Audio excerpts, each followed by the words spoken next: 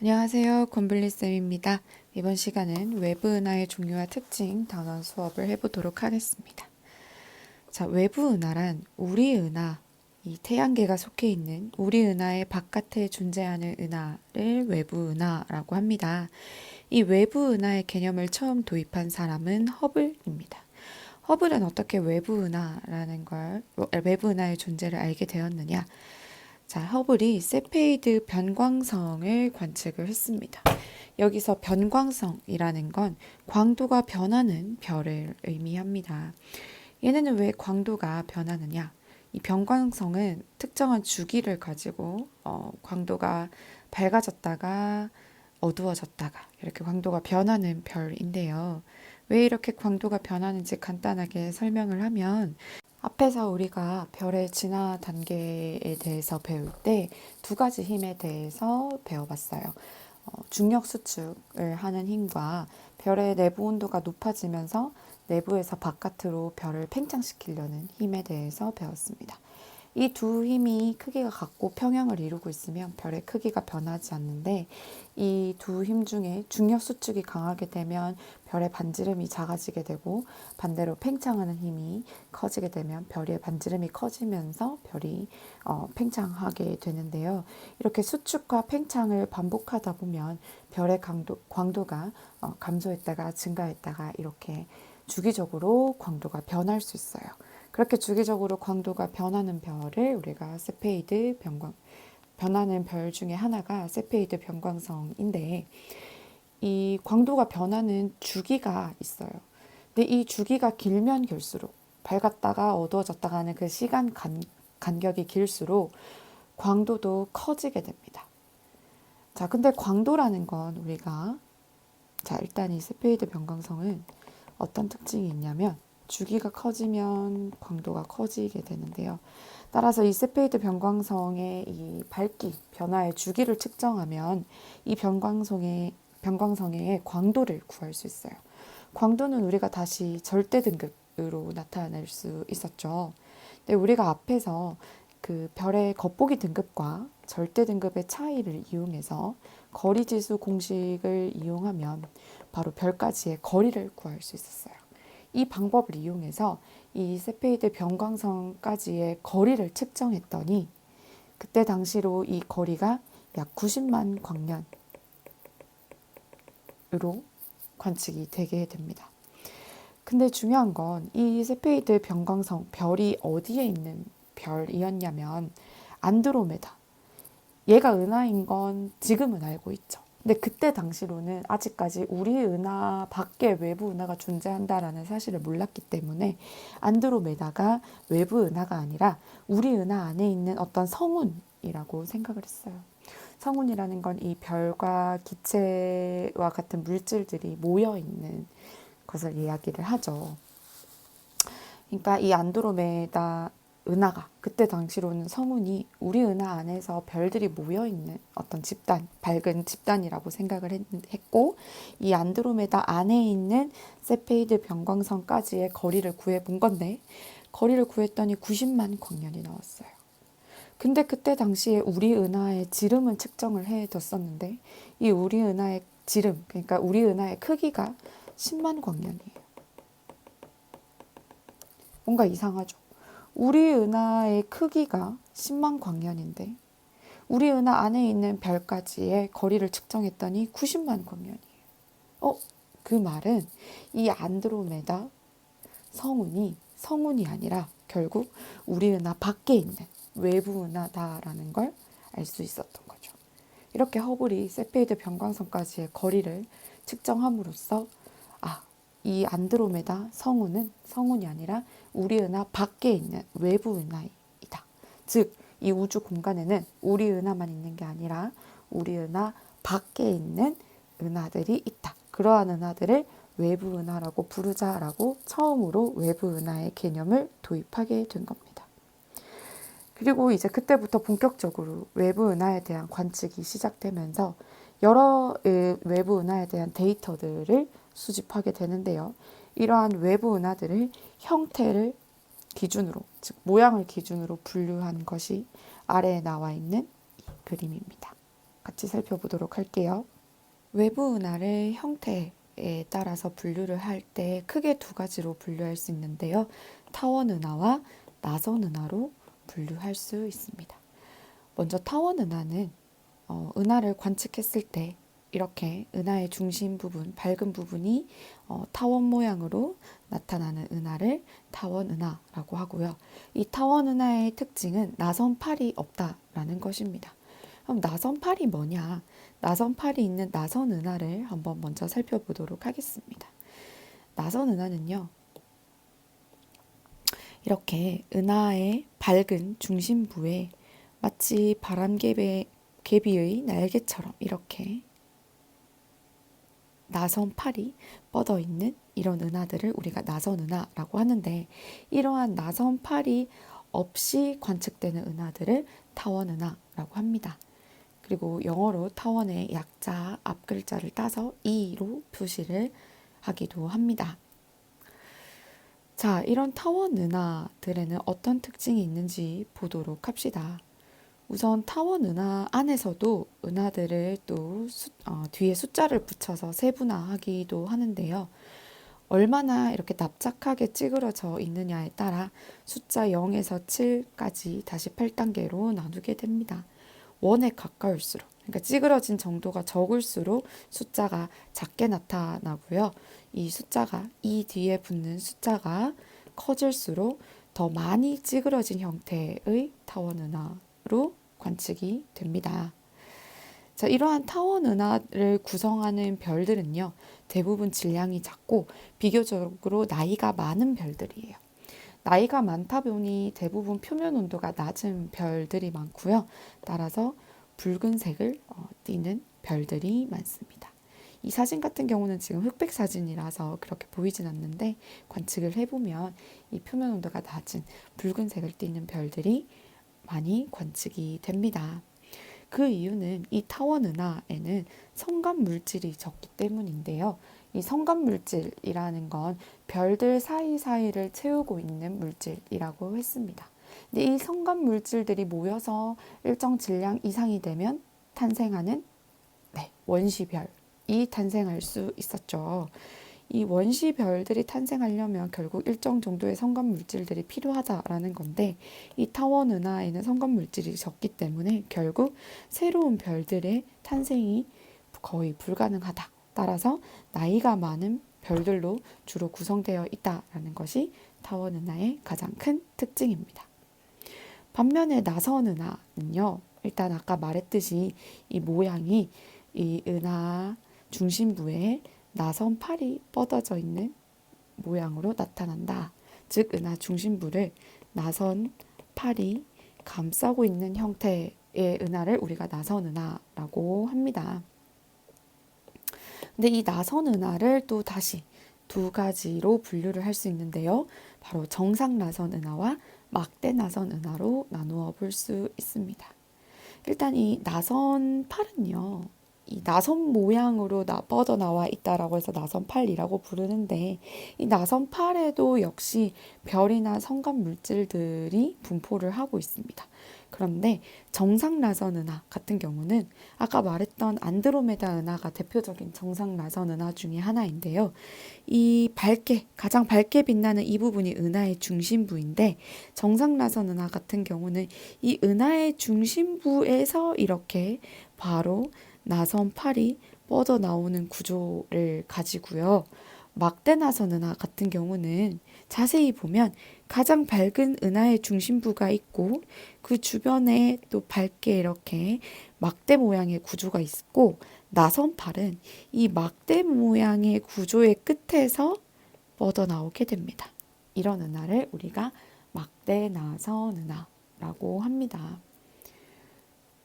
위에 그림을 다시 보면 이 정상 나선 은하는 은하의 중심부에서 바로 이렇게 나선팔이 뻗어 나오는 형태로 이루어져 있고, 막대 나선 은하는 은하핵 중심에 이렇게 막대 구조가 있고, 그 막대 구조에서 나선팔이 이렇게 뻗어 나오는 형태로 나타나게 된다.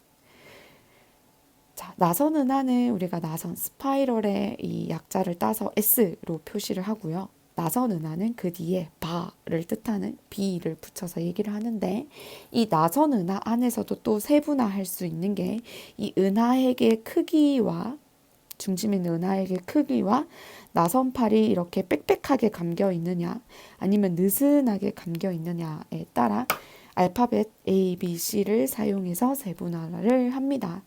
A가 가장 은하핵의 크기가 크고 막대 나선 은하도 마찬가지고요.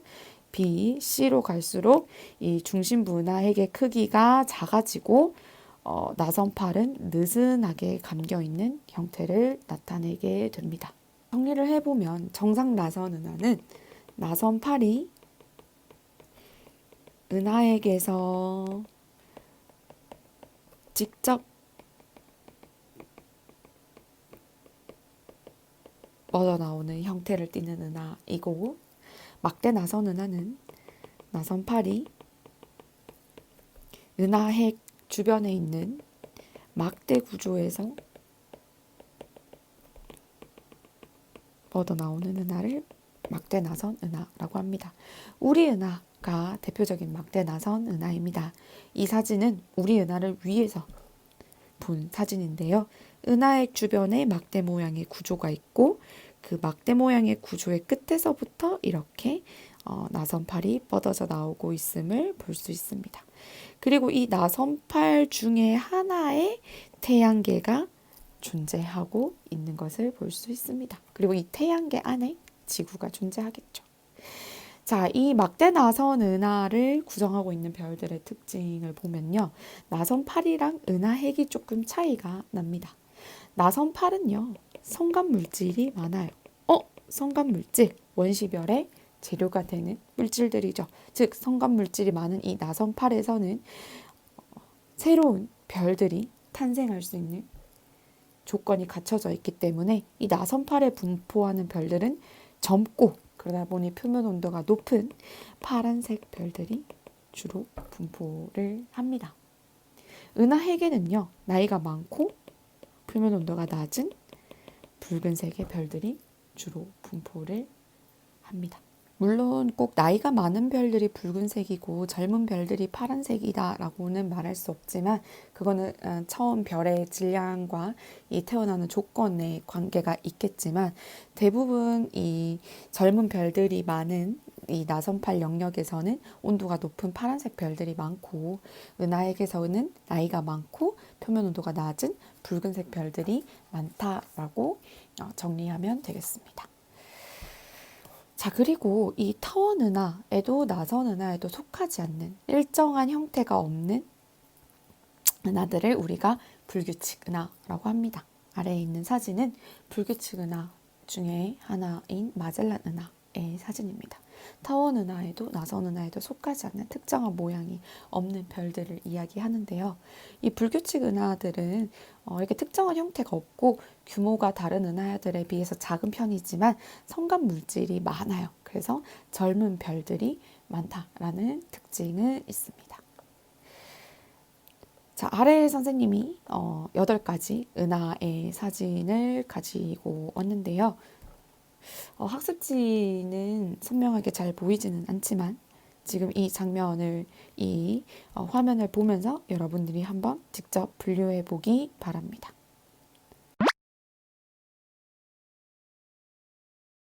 다음으로 우리가 배워볼 내용은 특이은하 그리고 충돌은하에 대해서 공부해 보려고 하는데요. 특이은하라는 건 모양은 허블의 은하 분류를 따릅니다. 앞에서 우리가 방금 얘기했던 나선 은하, 타원 은하로 분류가 되는데 모양으로 분류를 하자면 그 중에서 일반적인 은하들에 비해서 스펙트럼 색이라든지 이 에너지 방출 색이라는 것들이 특징적으로 크게 나타나는 은하들을 이야기합니다. 자, 특이 은하 중에서 첫 번째로는 다른 일반적인 은하들보다 굉장히 강한 전파를 방출하는 은하들인데요. 이러한 은하를 우리는 전파 은하라고 부릅니다. 전파 은하를 관측을 해보면 이 중심 핵의 양쪽 끝에 로브라는 것이 관측이 되고 이 중심핵과 로브를 잇는 가느다란 이 Z 구조가 관측이 됩니다. 그래서 크게 이제 구조적 특징으로는 이 중심핵과 양쪽의 로브 그리고 이 Z가 관측된다라는 건데요. 이 중심핵의 양쪽으로 있는 로브 구조에서 강한 전파가 방출되면서 이 은하들은 일반 은하들에 비해서 굉장히 큰 전파를 방출되는 은하로 관측이 됩니다. 이러한 로브 구조가 발생하는 이유는 그리고 이 로브에서 강한 전파가 방출되는 이유는 아마 이 중심부에서 폭발적으로 에너지 방출이 이루어지기 때문일 거다라고 추측을 하고 있습니다.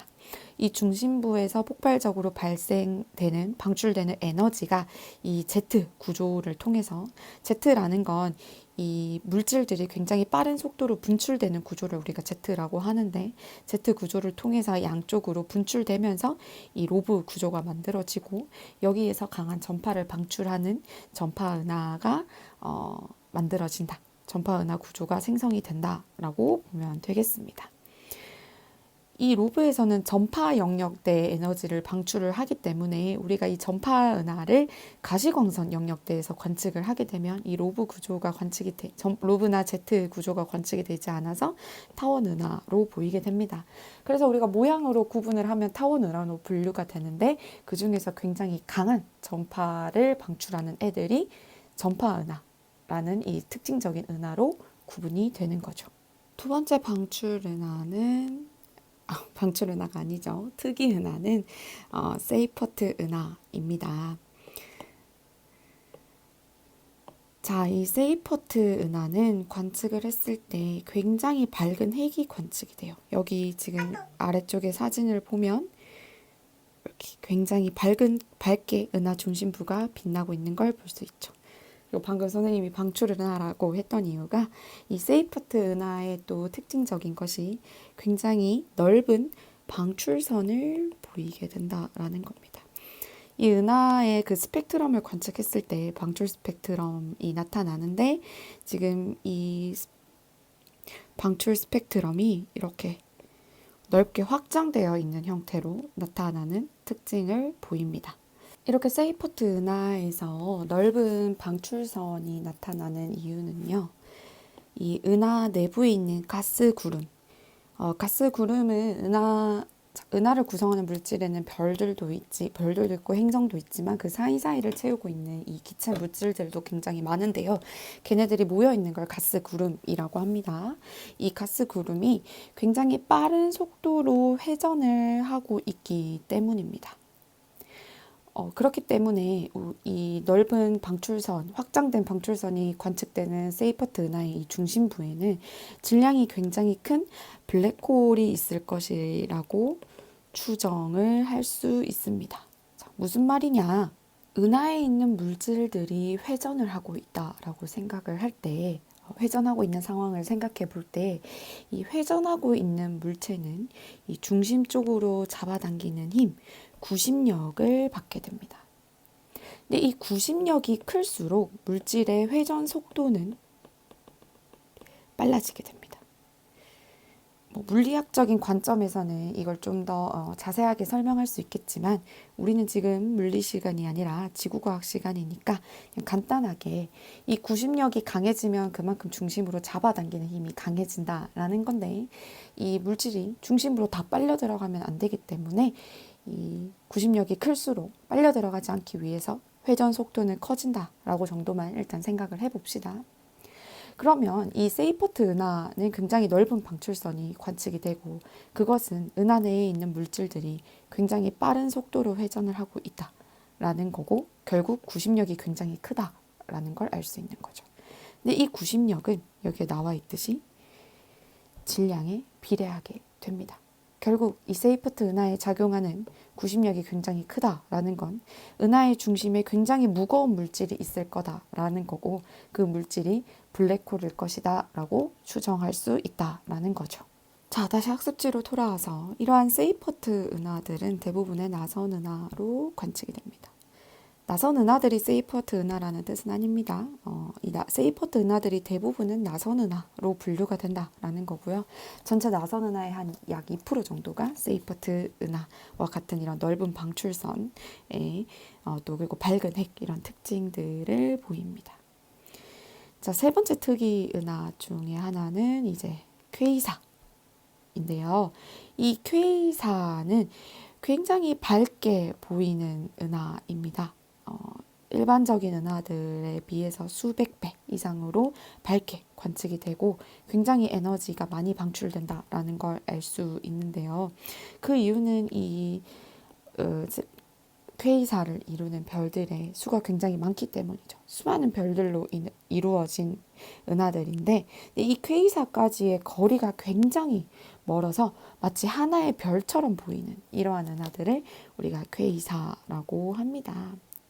이 퀘이사는 굉장히 멀리 있기 때문에 나타나는 특징 중에 하나가 첫 번째로 이 적색 편의가 굉장히 크게 나타납니다.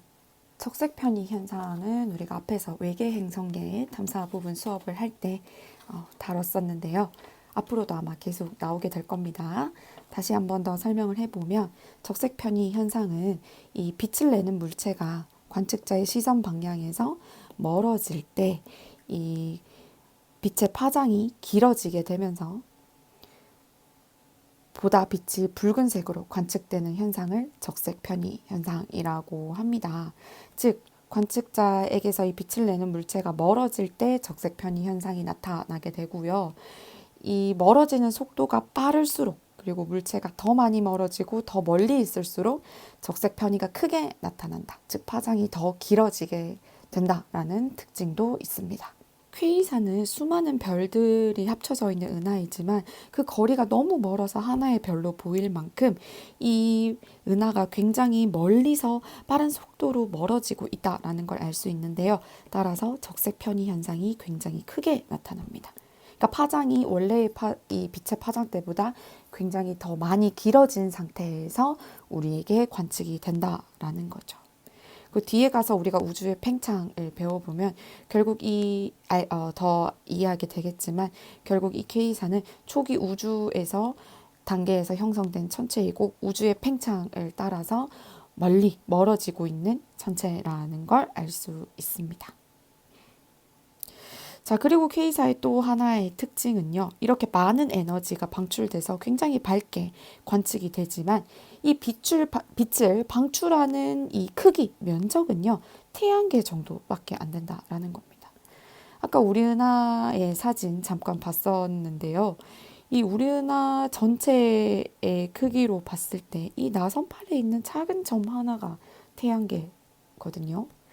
근데 이 굉장히 밝은 빛을 내는 퀘이사가 그러면 빛을 많이 방출하니까 빛을 방출하는 면적도 커야 될 것 같은데 방출하는 실제 면적은 굉장히 태양계 정도다라는 말은 여기서 비교적으로 작다는 걸 의미를 합니다. 그래서 결국 퀘이사도 이 중심 부분에 질량이 큰 블랙홀이 있을 것으로 추정을 합니다. 블랙홀은 굉장히 이 잡아당기는 힘, 중력이 강한 존재이죠. 따라서 이 중심에 블랙홀이 있기 때문에 이 주변에 있는 물질들이 이 중력으로 인해서 중심부로 떨어지면서 위치 에너지가 감소하게 되고 이 감소한 위치 에너지만큼 빛 에너지가 방출되면서 적은 영역이지만 이렇게 상당히 많은 빛이 방출된다라고 보이는 것이 퀘이사다라는 것입니다. 그래서 퀘이사의 특징은 적색 편의가 매우 크다. 즉 멀리서 빠른 속도로 멀어지고 있는 은하 중에 하나일 것으로 보고 있고 이렇게 적은 면적에서 많은 양의 에너지가 방출된다는 건 중심의 질량이 큰 블랙홀이 있어서 위치 에너지의 감소량만큼 많은 빛 에너지가 방출되는 효과가 있을 것이다 라는 겁니다. 자, 다음은 충돌은하인데요. 충돌은하는 지금 그림에도 보이듯이 이렇게 두 은하가 서로 충돌하는 과정에서 형성되는 은하를 이야기를 합니다. 은하들은 이렇게 우주 공간에서 서로 어느 정도 무리를 지어서 분포를 하게 되는데 이 은하들의 무리를 우리가 은하군이라고 하고요. 이 은하군끼리 모여서 은하단을 형성하고 그 은하단끼리 또 모여서 우주 공간을 형성을 하게 됩니다. 어쨌든 이런 은하들이 서로 무리지어서 분포를 하면서 이렇게 가까이 있는 은하들끼리는 서로 당기는 힘의 영향을 받게 되는데요. 그러면서 이 짧은 시간은 아니지만 이 오랜 시간에 걸쳐서 은하들이 충돌하는 경우가 발생할 수도 있습니다. 이렇게 두 은하가 충돌하게 되면 이 충돌 과정에서 새로운 별들이 탄생하거나 은하의 형태가 바뀔 수 있겠죠. 그러면서 새로운 은하가 탄생하게 됩니다. 이렇게 충돌 과정을 거쳐서 발생하는 은하를 우리가 충돌 은하라고 하는데요. 하지만 은하들끼리 충돌한다라고 해서 이 은하들 안에 있는 별들끼리도 충돌한다라고 생각할 수 있는데 그렇지는 않습니다. 은하 안에 있는 별들 사이의 공간이 굉장히 크기 때문에 별들끼리의 충돌은 거의 없다라고 생각할 수 있습니다. 우리 은하와 약 250만 광년 떨어져 있는 그래도 비교적 가까운 안드로메다 은하 같은 경우에 현재 약 초당 110km의 속도로 접근을 하고 있다라고 관측이 되고 있는데요. 따라서 약 한 40억 년 후에는 이 우리 은하와 안드로메다 은하의 충돌이 시작되고 60억 년 후에는 이 두 은하가 합쳐질 것으로 예상을 하고 있다라고 합니다. 최근의 연구에 따르면 이미 이 안드로메다 은하를 둘러싸고 있는 바깥의 가스 부분이 우리 은하와 충돌을 시작했다라는 연구 결과도 있다고 하는데요. 이 두 은하가 충돌하면 우리 은하의 모습은 어떻게 바뀌게 될까요?